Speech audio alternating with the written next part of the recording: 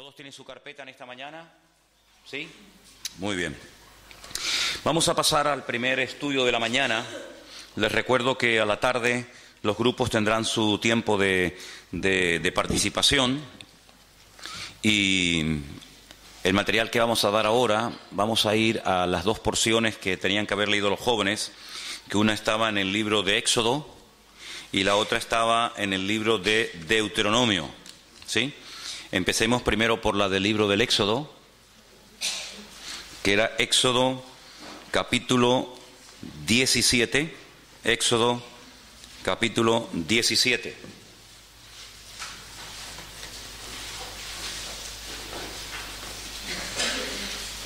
Les recuerdo, yo después a los grupos les daré unas preguntas para que trabajen sobre ellas y a la tarde cuando les toque a las 4:15 compartir, pues ustedes sepan de qué es lo que tienen que hablar, ¿vale? Entonces nos vamos al libro de Éxodo, el capítulo 17, del versículo 8 en adelante, ¿sí?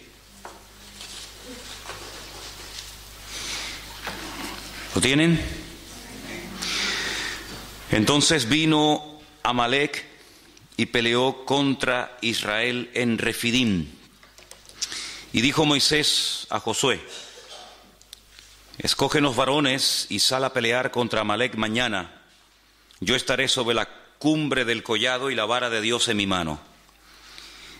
Hizo Josué como le dijo Moisés, peleando contra Amalec, y Moisés y Aarón y Hur subieron a la cumbre del collado. Y sucedió que cuando alzaba Moisés su mano, Israel prevalecía, mas cuando él bajaba su mano, prevalecía Amalec. Y las manos de Moisés se cansaban, por lo que tomaron una piedra y la pusieron debajo de él, y se sentó sobre ella, y Aarón y Hur sostenían sus manos, el uno de un lado y el otro de otro. Así hubo en sus manos firmeza hasta que se puso el sol. Josué deshizo a Amalec y a su pueblo a filo de espada. Y el Señor le dijo a Moisés: escribe esto para memoria en un libro, y di a Josué que raeré del todo la memoria de Amalec de debajo del cielo. Y Moisés edificó un altar y llamó su nombre el Señor Nisi, o Dios Nisi, y dijo: por cuanto la mano de Amalec se levantó contra el trono del Señor, el Señor tendrá guerra contra Amalec de generación en generación. Deuteronomio 25:17 es la segunda porción de la Torá que nos habla acerca de este acontecimiento. Deuteronomio 25, a partir del verso 17, leemos esta parte de la historia. Y dice así: acuérdate de lo que hizo Amalec contigo en el camino cuando salías de Egipto, de cómo te salió al encuentro en el camino y te desbarató la retaguardia de todos los débiles que iban detrás de ti, cuando tú estabas, como dice aquí, cansado y trabajado, y no tuvo ningún temor de Dios. Por tanto, cuando el Señor tu Dios te dé descanso de todos tus enemigos alrededor, en la tierra que el Señor tu Dios te da por heredad para que la poseas, borrarás la memoria de Amalec de debajo del cielo. No lo olvides. Si ustedes echan un vistazo a las primeras hojas del material, hay ahí unas palabras que yo he puesto que tienen que ver con el estudio y con el lema de este congreso, desenmascarando al enemigo. Y vamos a leerlas porque creo que es bueno saber la definición de las palabras que estamos o vamos a utilizar durante estos días. La palabra desenmascarar tiene varios significados. Primero es quitar la máscara o el antifaz de alguien. Creo que eso está claro, ¿no? Descubrir la verdadera manera de ser de alguien, dando a conocer los verdaderos propósitos, objetivos o sentimientos que intenta esconder. Ya es un poquito más extensa y más profunda la definición de desenmascarar. Tercero, desenmascarar es también descubrir la esencia o la identidad de algo o de alguien. En cuarto lugar, desenmascarar también es hacer pública la realidad oculta de una persona o cosa, la realidad que está oculta. Sinónimos de la palabra desenmascarar, pues descubrir, destapar, revelar, mostrar, denunciar, etc. Hemos dicho que lo que queremos es desenmascarar al enemigo. Entonces, por eso pienso que es bueno también leer la definición de la palabra enemigo. Enemigo es alguien que se opone a algo o a alguien o es contrario a ellos. Persona que tiene mala voluntad a otra y le desea o hace mal. Eso se considera un enemigo. En tercer lugar, el enemigo es el contrario en la guerra. Es contra quien se pelea, no contra el amigo. Cuarto lugar, enemigo es la persona o grupo que se opone a otro, sea por sus ideas, pensamientos o actividades o por cualquier otro motivo. Sinónimos de la palabra enemigo: adversario, que también aparece en la Biblia, contrario, rival, contrincante, oponente, no está mal escrita, es oponente, etc. Hemos leído la palabra retaguardia. Hay que saber lo que estamos hablando. La retaguardia es la parte de un ejército o de una fuerza desplegada que avanza en la parte trasera o que se mantiene más alejada del enemigo. Retaguardia es también la zona más alejada del frente de toda zona ocupada por el enemigo. Sinónimos de retaguardia: detrás, posterior, cola, final, etc. Desbaratar significa deshacer o arruinar algo. Sinónimos de la palabra desbaratar: desordenar, dilapidar, desorganizar, desarreglar, etc. Vamos a tener en la mano o ahí al alcance la página que dice arriba Amalek y Amán. Esa es la primera que vamos a estar leyendo en esta mañana, ¿sí? Amalek y Amán. Partimos de la base que Amalek era un pueblo real que existía, que se había arraigado en la tierra de Canaán antes de que el pueblo de Israel viniera de la esclavitud de Egipto. Y Amalek, como vamos a ver en este día, fue el primer pueblo que se atrevió a atacar directamente al pueblo de Israel, pero utilizó una estrategia muy interesante y fue atacarle por la parte de atrás, por la retaguardia. No es el enemigo que se caracteriza por ir de frente, como podían ser otros enemigos de la Biblia, sino que es el enemigo que aprovecha la parte débil, a los cansados, a los enfermos, a los que no pueden ir al mismo ritmo de los demás. Esa es la forma como ataca Amalek, por la espalda, ¿no? Entonces vamos a leer algunas cositas que se dice aquí. Vamos a ir metiéndonos en el estudio de esta mañana. Amalek es esa nación que ha intentado destruir al pueblo de Israel a lo largo de su historia. En términos físicos, Amalek es una nación de individuos que odian a los judíos con un odio violento y mortal. Pero cualquier fenómeno físico tiene una raíz espiritual. Todo fenómeno físico no es más que una fuerza espiritual que se manifiesta en el mundo. Hemos dicho en más de una ocasión que lo natural, en muchas ocasiones, es un reflejo de lo espiritual. Cuando tú vas, por ejemplo, caminando y ves tu sombra en el suelo, la sombra no eres tú, la sombra es un reflejo de lo que tú realmente eres. Pero lo que vemos es la sombra, pero lo que vemos es un reflejo de lo que no se puede ver, ¿de acuerdo? Entonces, cuando ocurre algo en el mundo natural, el hombre que no tiene el Espíritu de Dios no puede interpretar, no puede leer, ni siquiera se percata de que detrás de ese fenómeno aparentemente normal, algo que ocurrió como producto de la casualidad o como una intervención de la naturaleza, pues él no sabe leer lo que está pasando, ¿no? Detrás de una situación, detrás de una guerra o detrás de cualquier situación. Sin embargo, queremos insistir en esto. Para nosotros los creyentes, los acontecimientos aparentemente normales y naturales de la vida tienen una lectura diferente, una lectura, digamos, también de tipo espiritual, porque lo natural es un reflejo de lo espiritual. Entonces, el apóstol Pablo, que era conocedor de esta gran verdad que estamos diciendo en esta mañana, cuando él escribe la primera carta a los hermanos de la iglesia de Corinto, les dice que cuanta cosa ocurrió en el Antiguo Testamento, desde que salieron de la tierra de Egipto hasta que llegaron a la tierra prometida, dice, todo aquello fue una especie de sombra, Todo aquello es un ejemplo natural de lo que está ocurriendo en el mundo espiritual y sobre todo en el tiempo en el cual vivimos nosotros hoy en día. Los enemigos naturales que tuvo que enfrentarse Israel, como los amalecitas, los amorreos, los jebuseos, etcétera, pues simplemente son un ejemplo, un botón de muestra objetivo, visible, de esos enemigos espirituales con los cuales tendría que enfrentarse el pueblo de Dios a lo largo de la historia. El faraón es un tipo de Satanás.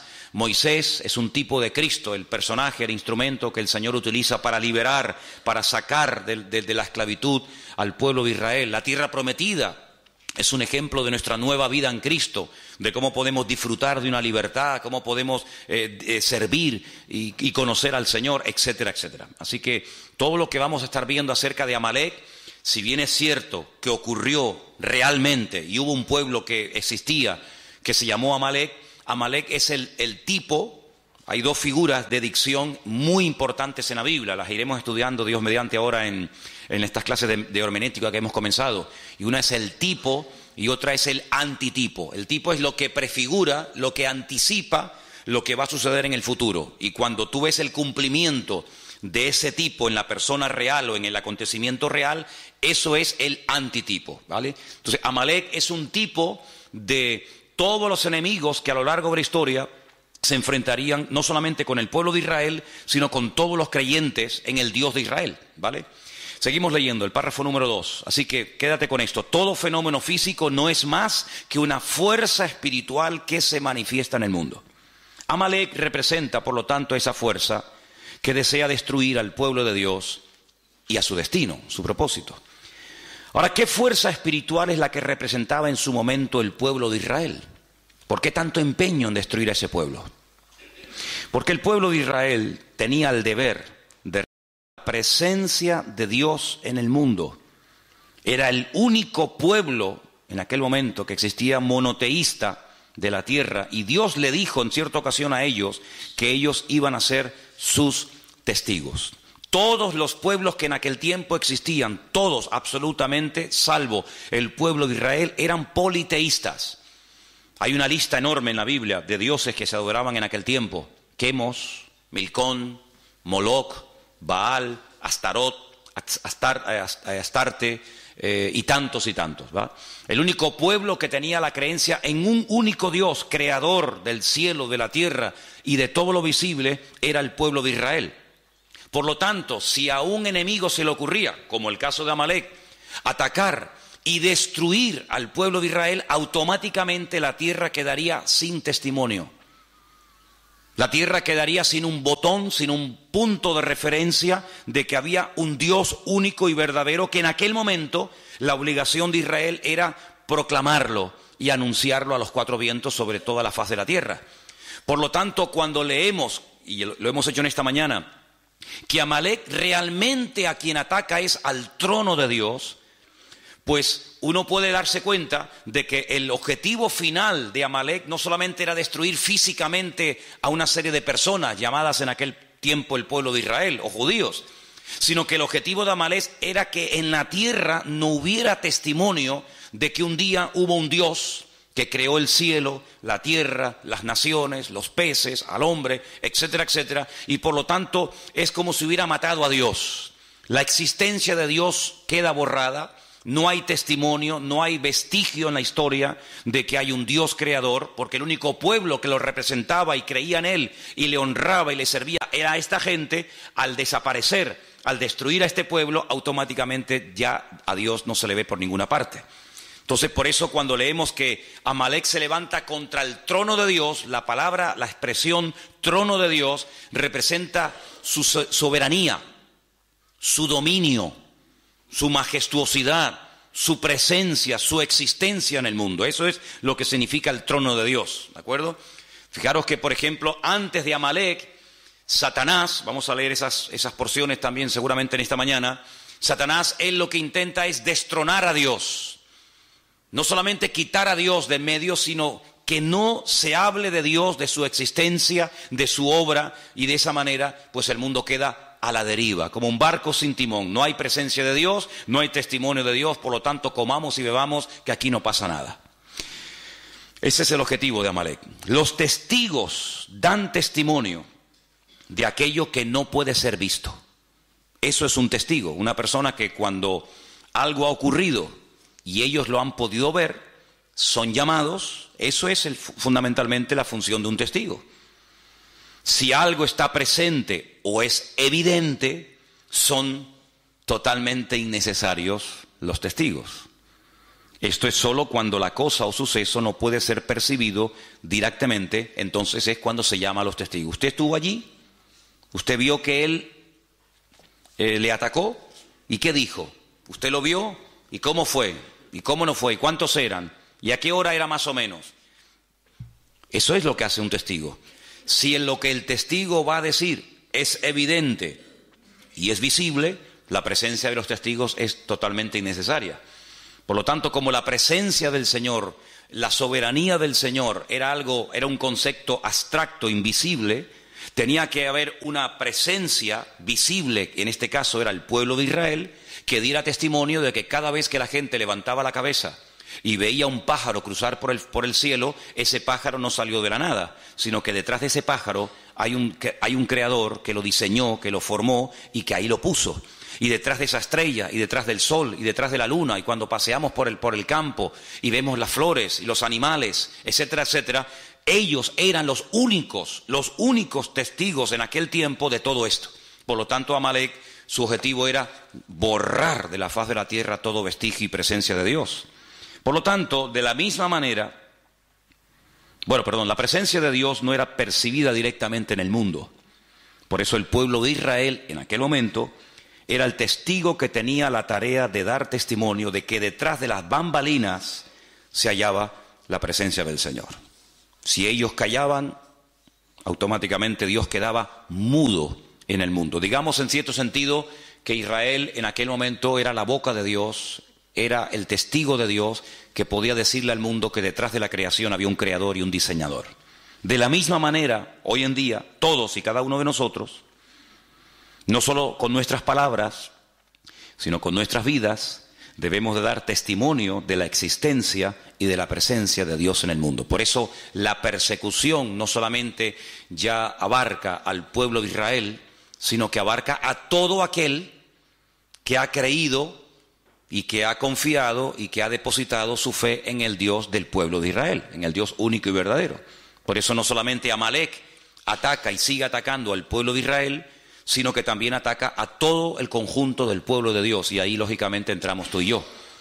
El pueblo de Israel es el único pueblo monoteísta del mundo, es el único pueblo que va de un extremo a otro, o cree en el Dios único y verdadero, el Dios de Abraham, de Isaac y de Jacob, o no creen en nadie. No hay católicos judíos, no hay personas que se abrazan a cualquier otra creencia o religión, o creen o no creen, o son creyentes en el Dios único y verdadero, o son ateos, son paganos y no les interesa absolutamente nada.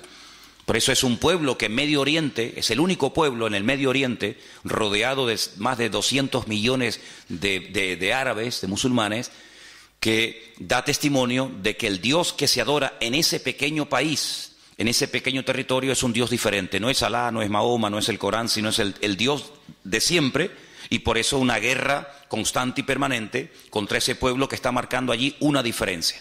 Si el pueblo de Israel fueran todos musulmanes, si el pueblo de Israel, en vez de adorar al Dios de Abraham, de Isaac y de Jacob, adoraran a Alá y creyeran en Mahoma y tuvieran el Corán, automáticamente se acabaría el conflicto. Pero, como no es así, es una piedra en el zapato.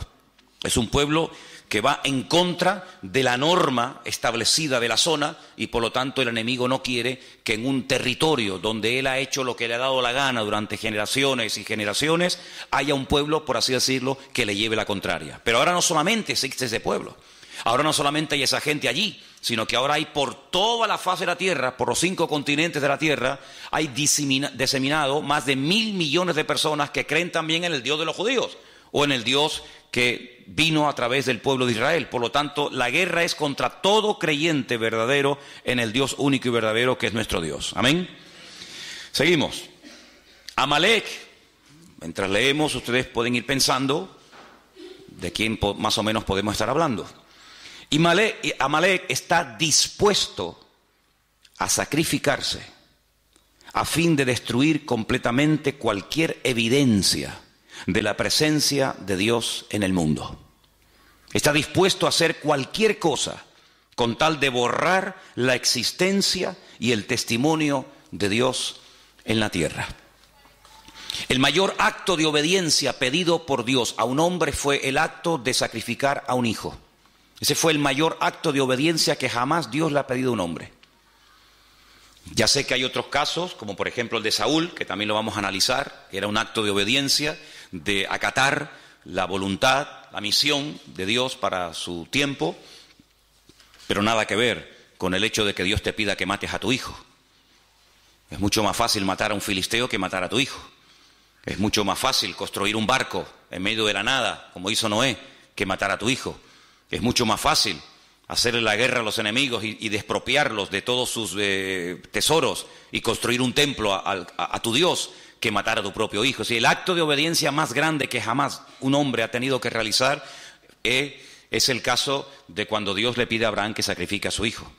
Por lo tanto, ellos saben perfectamente en esa cultura que el acto de obediencia más grande que un hombre estuvo dispuesto a hacer fue sacrificar a su propio hijo. En cierto sentido, un hijo es una proyección de uno mismo, ¿verdad? Como alguien dijo, ¿qué es un hijo? Es la proyección de tu yo. Tu yo se proyecta en tu hijo y el de tu hijo en su hijo y así sucesivamente.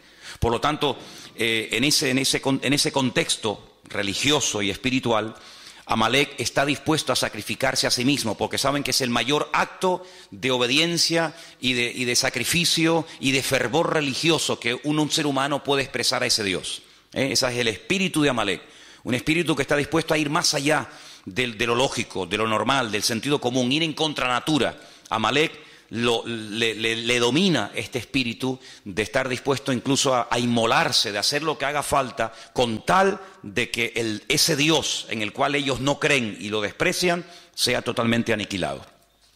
Está dispuesto, como hemos dicho, al sacrificio, está dispuesto a sacrificar todo, absolutamente todo, con tal de alcanzar esa meta. Por ejemplo, si ustedes van a la ciudad de Jenin, a la ciudad de Ramala, a la Franja de Gaza, y a otras poblaciones palestinas, las calles, las avenidas, los bulevares, los parques de esas ciudades tienen los nombres de todos aquellos, entre comillas, mártires que han dado su vida por la causa palestina. Es decir, cuando una persona va, por ejemplo, a Jerusalén o a cualquier otra ciudad de ese país y se inmola, o de cualquier otro país, el nombre de ese asesino, el nombre de ese criminal, pues automáticamente recibe pues un reconocimiento en la ciudad de donde ha nacido. Se le pone en la calle el nombre del mártir fulanito de tal. Increíble. Entonces está dispuesto a sacrificar todo lo que tiene con tal de llegar a esa meta. Amalek es la distancia, ahora entramos en otro concepto, es la distancia entre lo físico y lo espiritual. En ese espacio, ese es el terreno donde él vive y se mueve como pez en el agua. Y está dispuesto a sacrificar su vida para defender ese espacio. Es como, por ejemplo, cuando un perro está en su territorio, salvo el mío, es capaz de hacer lo que haga falta con tal de defender su territorio. Por eso los machos marcan el terreno como diciendo, esto es mío, ¿vale? Satanás también tiene territorios marcados, señalados, donde él cree que ahí puede hacer lo que quiera y coloca a sus instrumentos, sea Amalek o sea quien sea, y está dispuesto a defender ese territorio a muerte. Por eso cuando el apóstol Pablo, y leeremos esta porción en el día de hoy, en Efesios capítulo 6, él habla de espíritus territoriales, no solamente de demonios que en un momento determinado individualmente pueden afectar o enfermar a personas o debilitarlas o incluso hasta matarlas, enajenarlas, como el caso también del endemoniado gadareno, sino que incluso marca territorios, marca zonas, ciudades, países, donde considera que él es el dueño, ¿verdad? El príncipe de la potestad del aire, principados, potestades, gobernadores de las tinieblas de este siglo, huestes espirituales de maldad, etcétera, etcétera. Entonces, en un sentido profundo, el significado de esta batalla entre Amalek y el pueblo de Dios es que ellos luchan contra Dios y contra su presencia en el mundo. Esta es la raíz de todas las batallas y de todas las guerras. Así de claro. Vamos a leer algunos versículos en esta mañana. Voy a pedir a algunos de ustedes que me ayuden. Por ejemplo, vamos a leer en 2 de Timoteo 4:7, 1 de Pedro 5:8. Entonces, leamos esos dos versículos antes de seguir adelante en esta mañana. Repito, 2 de Pedro 4:7, perdón, 2 de Timoteo 4:7 y también 1 de Pedro 5:8. ¿Quién tiene Timoteo? ¿Sí? Vamos.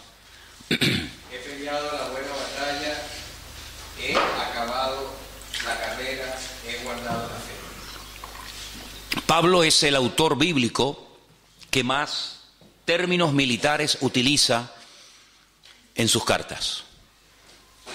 Casco, espada, yelmo, guerra, soldados y cantidad de términos típica y puramente militares. Habla de guerras, habla de batallas, habla de enemigos. Y es que Pablo tenía una percepción del mundo espiritual muy clara, muy clara. Y por eso él dice al final de su carrera, al final de su ministerio, que él lo que realmente ha hecho a lo largo de su existencia es pelear la buena batalla. Si él no ha estado de rositas, él no ha estado de vacaciones, él no ha estado pegándose la gran vida, sino que él ha sido un guerrero. Él llegó incluso a decir, yo traigo en mi propio cuerpo, físicamente hablando, marcas de las pedradas, del martirio, de los zarpazos de los leones, de lanzas, en fin, de tantas y tantas cosas. Porque Pablo compara la batalla espiritual del creyente con una auténtica guerra. Y el campo de batalla nuestro hoy en día es el mundo. Y por eso el apóstol Pablo, cuando describe la realidad de la vida cristiana, la describe como una persona que está continuamente en guerra, como un soldado, y por eso utiliza los términos que acabo de mencionar, ¿no? El apóstol Pedro habla acerca de que tenemos todos un enemigo en común. Y ese enemigo lo compara a un animal. ¿Quién tiene, por favor, según 1 de Pedro 5:8, Sonia? Dice, sed sobrios y velad, porque vuestro adversario el diablo, como león rugiente, anda alrededor buscando a quien devorar. Vuestro adversario es una realidad. Continuamente está dando vueltas y vueltas y vueltas, tratando de buscar a alguien y devorarlo, matarlo, destruirlo. No es que le va a hacer una caricia, no es que le va a venir a asustar, sino devorarlo, destruirlo completamente. Así como Amalek quería destruir completamente la presencia de Dios en el mundo, representada en aquel momento por el pueblo de Israel, hoy en día Satanás lo que quiere es que no haya testimonio en tu casa de la presencia de Dios, que no haya testimonio en tu barrio, que no haya testimonio en el mundo de que nosotros estamos hoy en día siendo testigos de Cristo, de su resurrección, de su muerte, de su venida, etcétera, etcétera. Si vamos a Efesios capítulo 6, en Efesios capítulo 6 el apóstol Pablo está preso en Roma. Él escribe desde la cárcel 4 cartas, se conocen como epístolas de prisión, y en Efesios, el capítulo 6, estando él preso en Roma, seguramente ya a punto de morir, escribe 4 cartas. Una de ellas es la carta a los Efesios, otras a los Filipenses, y en esta concretamente, en el capítulo 6, verso 10, el apóstol Pablo habla en estos términos clarísimos. Por lo demás, hermanos míos, fortaleceos en el Señor y en el poder de su fuerza. Vestíos de toda la armadura de Dios, para que podáis estar firme contra las acechanzas del diablo. Porque no tenemos lucha contra sangre y carne. Esa era la guerra que llevaban los romanos en el mundo, contra ejércitos, personas, seres humanos. Sino que nuestra lucha es, fíjense, contra principados, viene de príncipes. Hay príncipes en el mundo espiritual. En el mundo de las tinieblas hay gente que tiene el galón, que tiene ¿cómo es? El título de ser un príncipe, ¿sí? Como en el ejército hay generales y comandantes y tenientes y subtenientes y sargentos. En el mundo espiritual no todos los demonios, no todos los ángeles que cayeron el día de la rebelión de Satanás en la presencia del Señor, ¿verdad? Antes de la creación de Adán y Eva, no todos son iguales. Hay algunos que son auténticos príncipes y hay otros que son, como dice aquí, príncipes de las potestades contra gobernadores. Otros tienen, ¿verdad?, el rango de gobernador, gobernador de Santa Cruz, gobernador de cualquier otro lugar, gobernadores de las tinieblas de este siglo, huestes espirituales de maldad en las regiones celestes. Y ante este panorama, ante esta descripción del mundo espiritual, que no es ciencia ficción ni mitología griega, sino es Biblia, ¿qué podemos hacer? Porque además ellos juegan con una ventaja sobre nosotros, entre comillas, y es que ellos nos ven a nosotros, pero nosotros, salvo raras excepciones, no los vemos a ellos. Entonces, defenderte contra un enemigo que ves, que sabes por dónde viene y por dónde va, pues no es tan complicado. Pero defenderte contra un enemigo que no sabes si está por detrás, por delante, arriba o abajo, pues es mucho más complicado, ¿vale? Entonces, fíjate aquí que el remedio para todo esto es el siguiente: pónganse toda la armadura de Dios, así de claro. Tomen toda la armadura de Dios. ¿Para qué? Para que podáis resistir en el día malo. En el día bueno no hay que resistir nada. En el día bueno lo que hay es que gozarse. Este es el día que creó el Señor. Gocémonos y alegrémonos en él, decía el salmista. Pero la armadura es para el día malo. Entonces, cuando resistas el día malo, podrás acabar todo y estar firme. Estad pues firmes, ceñidos vuestros lomos con la verdad, vestidos con la coraza de justicia. Era la parte del cuerpo del centurión romano que había que proteger tremendamente. ¿Por qué? Porque la coraza te protegía de los pulmones y el corazón, órganos vitales. Calzados los pies con el apresto del Evangelio de la paz. Napoleón decía que se puede ganar o perder una guerra según el calzado que uses. Es como un rally o como una carrera de motos, una carrera de Fórmula 1. Los expertos saben que el mejor coche del mundo, la mejor escudería del mundo, puede perder un mundial por haber escogido mal una rueda. Tenían que haber escogido un tipo de rueda blanda, dura, lo que sea, y se equivocaron y era el mejor coche, como el más poderoso, el más potente, el más cilindrada, pero escogieron mal. Entonces Napoleón decía que tenían que cuidar sumamente el calzado de los soldados romanos, en este caso de los soldados franceses, porque sabía que una guerra se puede perder con un mal calzado. Y el Señor dice que el mejor calzado que podemos utilizar es el apresto del Evangelio. Caminar guiados por la palabra de Dios. Lámparas a mis pies tu palabra, lumbrera mi camino. Sobre todo, todo esto es importante, pero sobre todo, dice aquí, tomad el escudo de la fe. Había dos tipos de escudo, uno que era redondo, que era cuando se estaba de guardia, y un escudo que era muy alto, que te llegaba casi desde la barbilla hasta los tobillos, y era el que se llevaba al combate. Entonces cuando lanzaban las flechas, se lo ponían así y se tapaban y las flechas golpeaban y no caían, ¿no?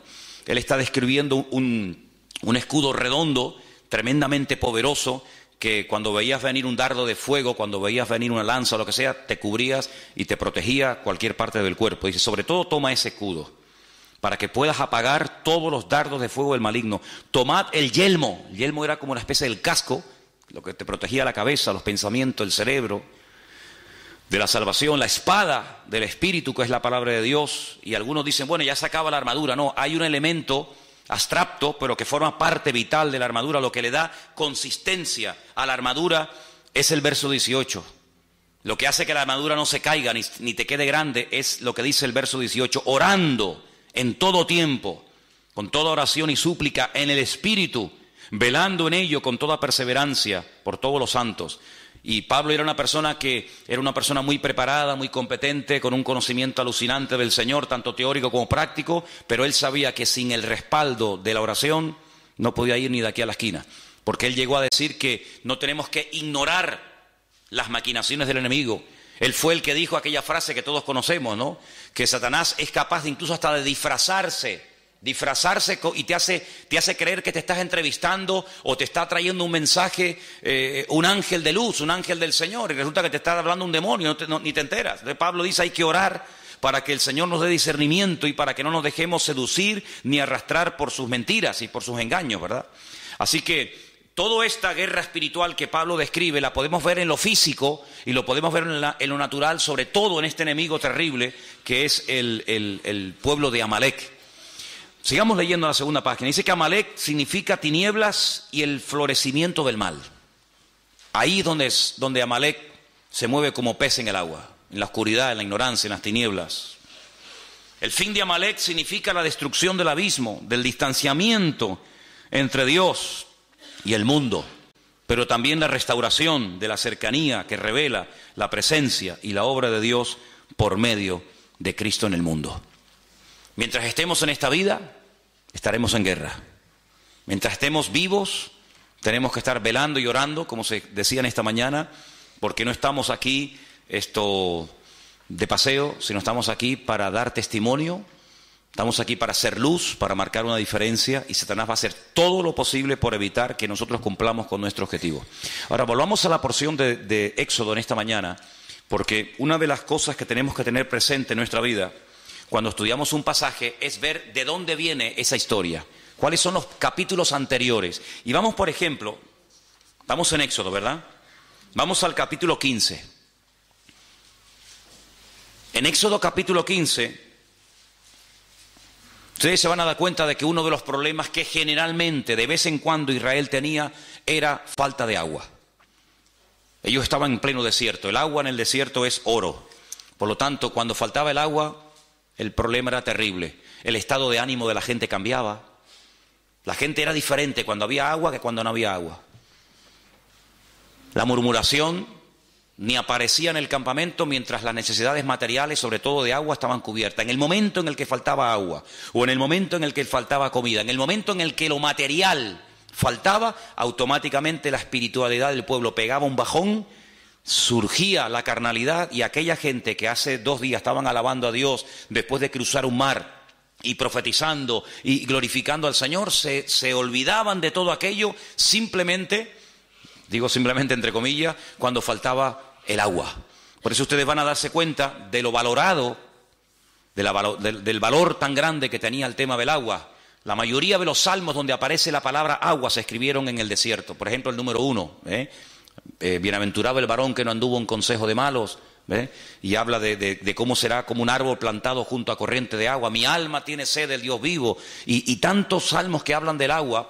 Era un elemento tremendamente valorado. Bueno, pues en el capítulo 15, del versículo 22 al versículo 27, encontramos una parada de las tantas que hizo el pueblo de Israel antes de llegar a la tierra prometida. Encontramos una parada donde encontraron agua. Sí, había agua, pero no se podía beber. Entonces, ¿para qué la queremos? Ellos se pararon en un lugar que en hebreo se llama Mará. Mará significa amargura. Vamos a leer el pasaje para que nos demos cuenta qué cosa tan interesante ocurrió aquí.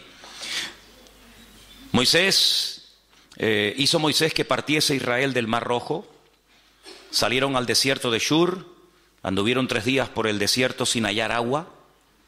Llegaron a Mará y no pudieron beber las aguas de Mará porque eran amargas. Por eso le pusieron el nombre Mará, o Mara, amarga.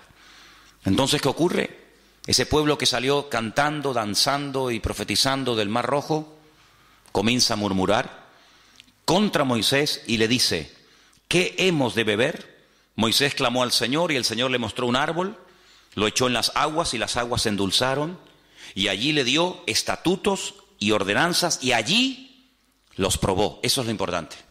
Esto es una prueba. Yo quiero ver cómo reacciona el pueblo ante la primera. Esta es la primera dificultad con la que se encuentra Israel cuando sale de Egipto. Vendrían otras, pero esta es la primera. ¿Habéis visto la gloria mía en Egipto? ¿Habéis visto cómo el faraón murió? ¿Habéis visto cómo el ejército del faraón fue destruido? ¿Habéis visto el Mar Rojo abierto? A ver ahora cómo reaccionan, porque ya sé cómo reaccionan en la alegría. Ahora en la adversidad, a ver cómo reaccionan. Pues como se esperaba, ¿no? Como murmuración. Y dijo: si oyeres atentamente la voz del Señor tu Dios, e hicieres lo recto delante de sus ojos, y dieres oído a tus mandamientos, y guardares sus mandamientos, sus estatutos, ninguna enfermedad de las que envié a los egipcios te enviaré a ti, porque yo soy el Señor, tu sanador. Llegaron a Elim, donde dice que había 12 fuentes y 70 palmeras, y acamparon allí junto a las aguas. Si los lleva a Mará, no pueden beber el agua, es amarga. El Señor les muestra un árbol que es tipo de Cristo, de cómo endulza la vida, de cómo endulza las aguas. Allí los prueba, le da estatutos, le da leyes y dice: ok, ya veo cómo reaccionan cuando no tienen agua. Vamos a otra parada, los lleva a Elim, y en Elim dice que había, hasta el día de hoy, en Elim siguen habiendo las palmeras que menciona aquí, 70 palmeras y 12 fuentes de aguas. Dice la Biblia que Moisés llegó a tener 70 ancianos. Una palmera para cada anciano. Si debajo de cada palmera, y no solamente se refiere a una palmera en singular, sino a un grupo de palmeras, ¿verdad?, para cada anciano. Y 12 fuentes de agua, para que cada tribu tenga su propia agua y no tenga que depender este de este ni el otro del otro, sino que cada uno tenga su propia fuente de agua. Y es interesante notar, si me pueden acercar un segundito la pizarra para ponerla aquí. Miren, dice que allí el Señor les da una promesa tremenda.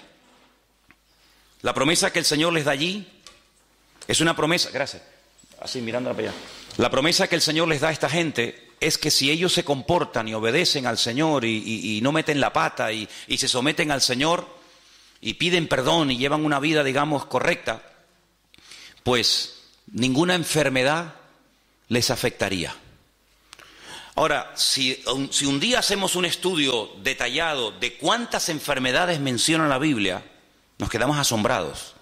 Porque incluso en los tiempos en los que el Señor le dio la palabra al pueblo de Israel, había enfermedades que no existían. Pero ellos podían activar una serie de enfermedades que no existían. Les dijo, si ustedes me obedecen, si ustedes se someten a mi palabra, si ustedes viven en sometimiento a mi palabra, a mis estatutos y a mis leyes, ninguna enfermedad de las que mandé a los egipcios se la mandaría a ustedes.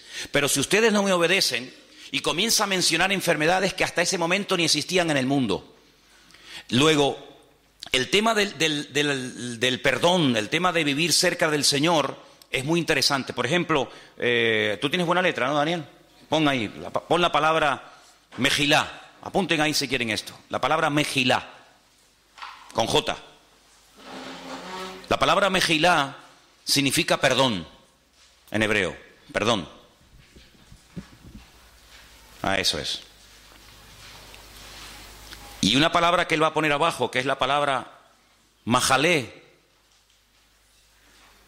significa enfermedad. Mejilá, perdón, Majalé,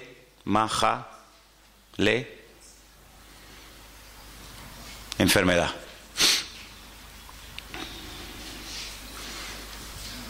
Ahora, estas dos palabras que ustedes tienen ahí, Mejilá y Majalé, en hebreo se escriben sin vocales. Se escribiría una M, una J y una L, porque no hay vocales en hebreo. Es decir, que la misma palabra se puede leer como Mejilá o se puede leer como Majalé. ¿Qué nos está diciendo el Señor? ¿Qué le estaba diciendo al Señor a su pueblo en Mará? Si ustedes me obedecen, si ustedes se someten a mis estatutos y a mis leyes, si ustedes realmente viven una vida de perdón, ninguna enfermedad les afectará a ustedes. Hay un antídoto divino y sobrenatural contra la enfermedad, y es vivir sometido a la voluntad de Dios. El otro día leí un artículo tremendamente interesante. ¿De qué muere la gente en Israel? Se llamaba así el artículo. ¿De qué mueren los judíos? Claro, por supuesto, lógicamente hay también enfermedades como en cualquier parte del mundo. Pero más del 88% de la gente en Israel, ¿sabéis de qué muere? De viejos. Como dijo el médico cuando murió mi abuelo, se le acabó la pila. Se le acabó la pila. Tenía una pila alcalina alucinante, ¿no? Se le acabó la pila. Es decir, que hay enfermedades que están relacionadas muy directamente con la actitud espiritual con la que tú vives. De hecho, en el libro de Proverbios, no es el tema, ¿no? Pero en el libro de Proverbios hay enfermedades que tienen que ver, por ejemplo, con los huesos, que tienen que ver mucho con el perdón. La persona rencorosa, la persona que odia, la persona que no quiere perdonar, la persona que tiene esa herida contra el padre, contra la madre, contra el abuelo, contra el marido, contra lo que sea, dice que termina secándose los huesos. ¿Qué es secarse los huesos? Que los huesos pierden su función. Te terminas oxidándote, porque la enfermedad está directamente relacionada, no en todos los casos, pero en muchos casos la enfermedad está directamente relacionada con con el perdón y el perdón con la enfermedad. Donde hay perdón, hay una salud emocional que afecta positivamente tu salud física, y por el contrario exactamente igual. Entonces allí el Señor les dijo al pueblo, mira, ninguna enfermedad les afectará, pero allí el Señor se declara, se da a conocer como Yahweh Rafá, dice aquí como Jehová tu sanador. Pero si no me va a afectar ninguna enfermedad, ¿para qué quiero tener un sanador? Porque si no voy a estar nunca enfermo, ¿para qué quiero tener un Dios que me sana? Porque yo sé que ustedes no me van a obedecer. Y como sé que no me van a obedecer, te digo de antemano que cuando te enfermes, cuenta conmigo que yo te sano. ¿Qué te parece? Podía haber dicho, ninguna enfermedad de las de Egipto les va a afectar a ustedes. Punto, ahí se acaba el pasaje. Pero añade, porque yo